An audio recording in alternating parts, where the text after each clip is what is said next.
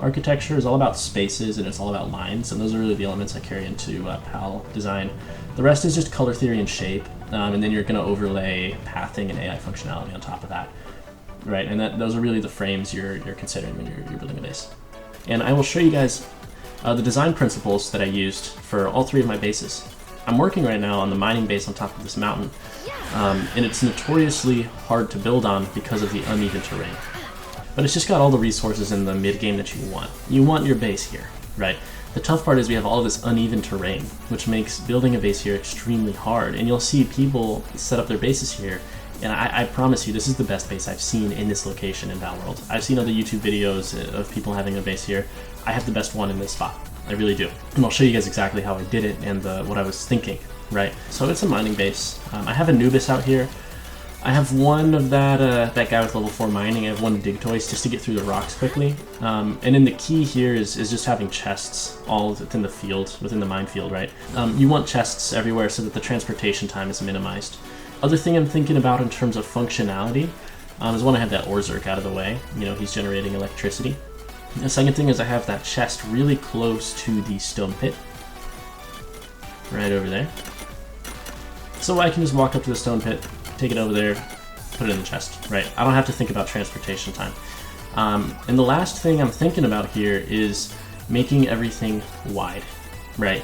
You see that entrance here is huge, and I've got these level 2 which take up space, but it's still enough for the big, I've got enough space in between here and the cabinets for the big pals to get through. You can see that guy's watering something upstairs. I've actually found that that's pretty consistent. I'm not worried about that. So I've got this wide space. Whenever you're making stairs, you make the stairs double wide. This is for AI pathing purposes. It's not for you, it's for the pals. In these storage, I have an organized storage system. I don't need the pals to interact with this. They interact with the storage outside. This is fine. I keep this tight, so it takes up as little space on the floor as possible. But I need space in front of this assembly line because I need Anubises to be able to slide in there. The last thing I'm doing to optimize functionality is making sure that I have storage next to production facilities, right? You see that the electric furnace I have going on, basically you can cook something up. I've got enough ore to pretty much make anything, and then you just put the storage right next to it, so you don't have to transport while you're overburdened.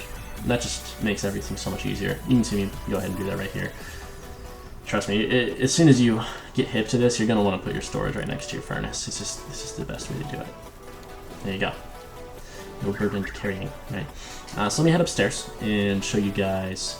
Oh yeah, by the way, I love those large ceiling lamps. I only have one lamp and it lights up the whole base in between levels. It's great. Head up the double wide staircase.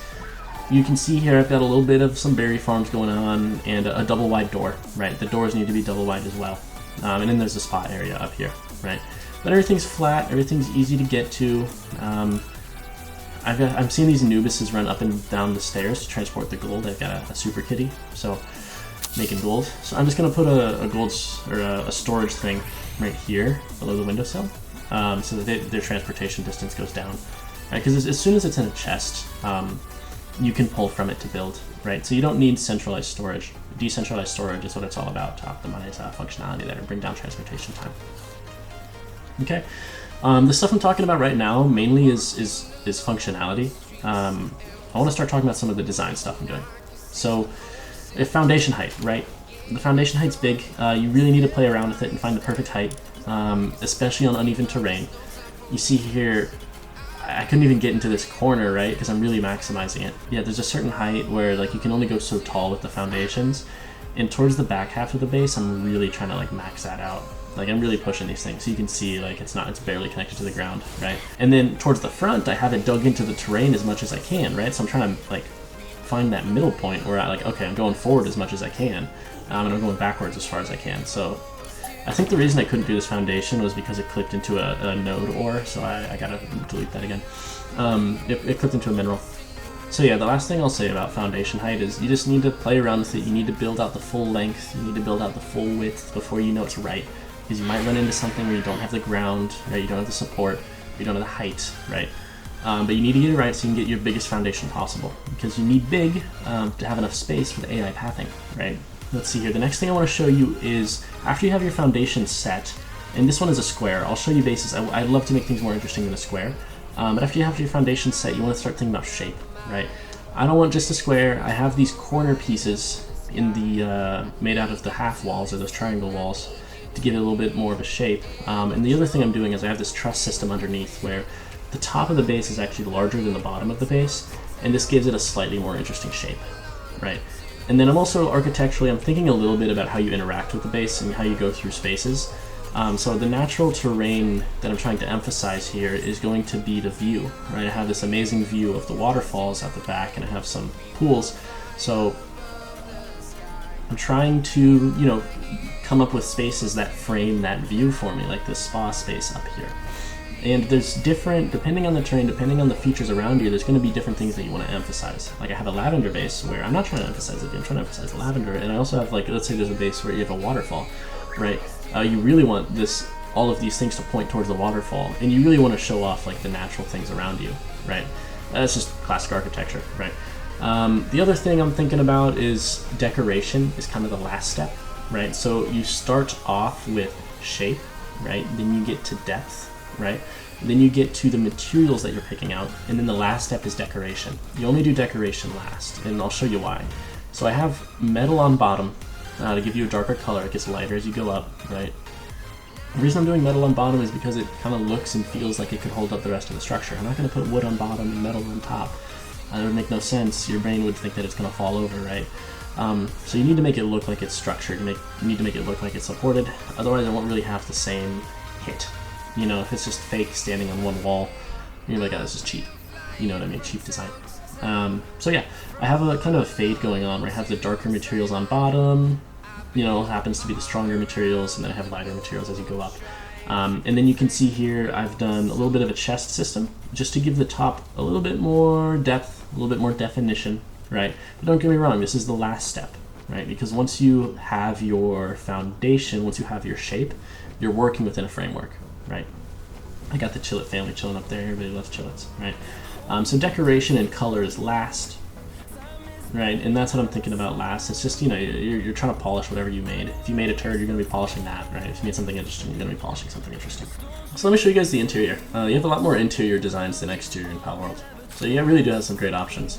So those curtains, I love those curtains. Really great colors. And then you, like, this space is completed, the rest of the spaces aren't. But yeah, you really can make some finished looking interiors in Palworld. They have great options for interiors. So yeah, you just gotta, you know, think like, you know, you have different rooms, you have different items, and you try to make it look like a real house. That's how you do the interior. Let me break it down for you, right? It's gonna be first foundation height. The next thing you're trying to figure out is the shape, okay? Once you have the shape, you're gonna start building up into levels. And you wanna make these levels have different depth, okay? You can't just have a straight wall all the way up and make a giant cube. That's not interesting, right? You need the levels to have different depths, okay? And after you have your shape, right? Once you have your depth and your levels, then you're gonna start doing materials, right? You need to have more than one material type to start bringing in color theory, like compare and contrast, right? And then once you have your foundation, your shape, your definition, your compare and contrast, once you have all that set, then you start decorating, right?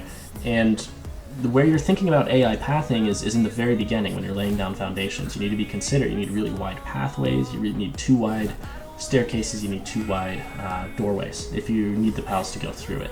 I actually don't need the pals to go up this building. It's not important for the base function, so I don't have double wide staircases here. But I do, wherever they're working, I have a perfectly flat space. You see this?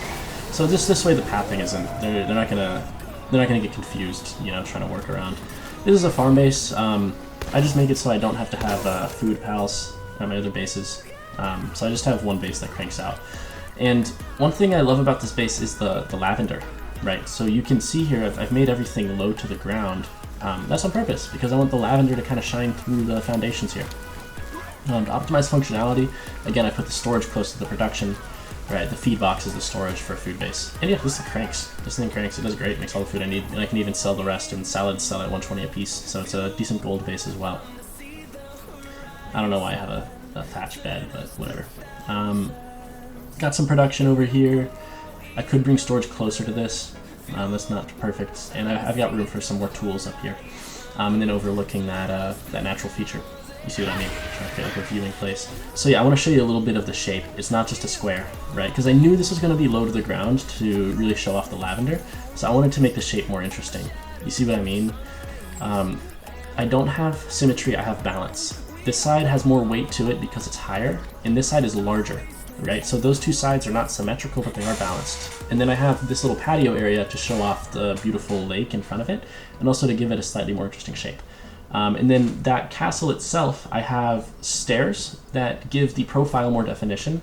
I have like a slanted plane, as well as a horizontal plane, and I even have the those top squares, right, giving it a more interesting shape than just a square. You see what I mean? It has that castle look, right? This one was tough. this is the hardest base that I made, right? The first thing I want to show off is the skylight, and it was an accident that became a feature just because I couldn't get enough support near the center, because the furthest you can build out is 2 away from a foundation. So yeah, ran out of foundations towards the middle, and now I just have a skylight to access the base through the middle, which is great. But yeah, this triple-wide staircase is critical. And I'm just trying to keep production close together. I'm thinking my production and PAL production is crossed over in this base. It really was tough. You know, the beds are in one section, the egg incubators are in another section. And I've got this like cross design in the base, right? More food production over there. And I've got 3 breeding farms, right? And I knew I was going to need a huge breeding space, and it was a tight fit because those breeding farms are huge, they're like 4x4, so I knew I was going to have a lot of outdoor space allocated.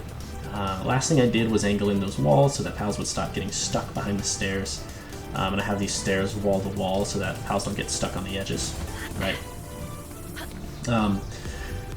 Head upstairs, I love the way these double barrel chests look. They create a nice half wall, they create a good barrier, or like a semi-inside space, right? So I love these for the outside. And then I've got just, you know, some egg storage for the ones I'm too lazy to incubate.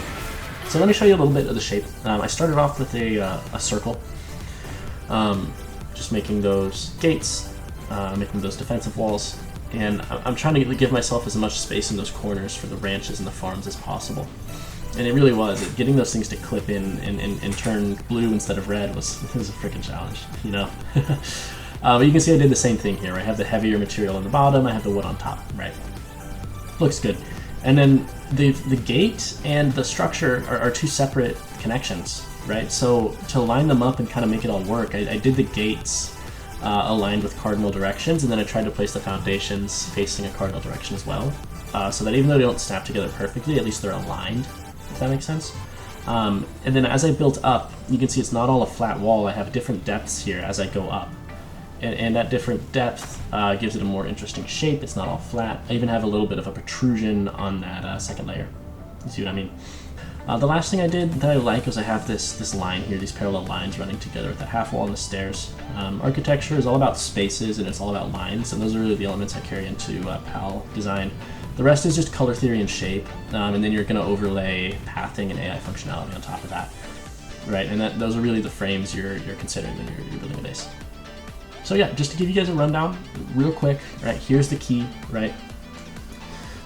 Shape first, foundations first, okay? Then you're gonna think about levels and giving your levels, your different levels, different depth, okay? Then you're gonna start thinking about materials. You want the heavier materials on bottom, the lighter materials on top, okay? Once you have your shape, your levels, your materials picked out, then you start decorating, then you start thinking about color, okay? And then when you're thinking about AI pathing and making things wide is when you're laying down the foundation. It really needs to be thought about from the very beginning. If you stuck through this whole video, man, you gave me 17 minutes of your life. Just head down there and subscribe right now. If you're literally watching this, you gave me like 15 minutes, whatever long this video turns out to be. So just go hit the subscribe button, dude. Like, come on. I promise I'll make another video and it'll still be me here. You'll still watch. Okay. Alright, guys. Have a good one. It's a cool game. And, yeah, enjoy your life, man.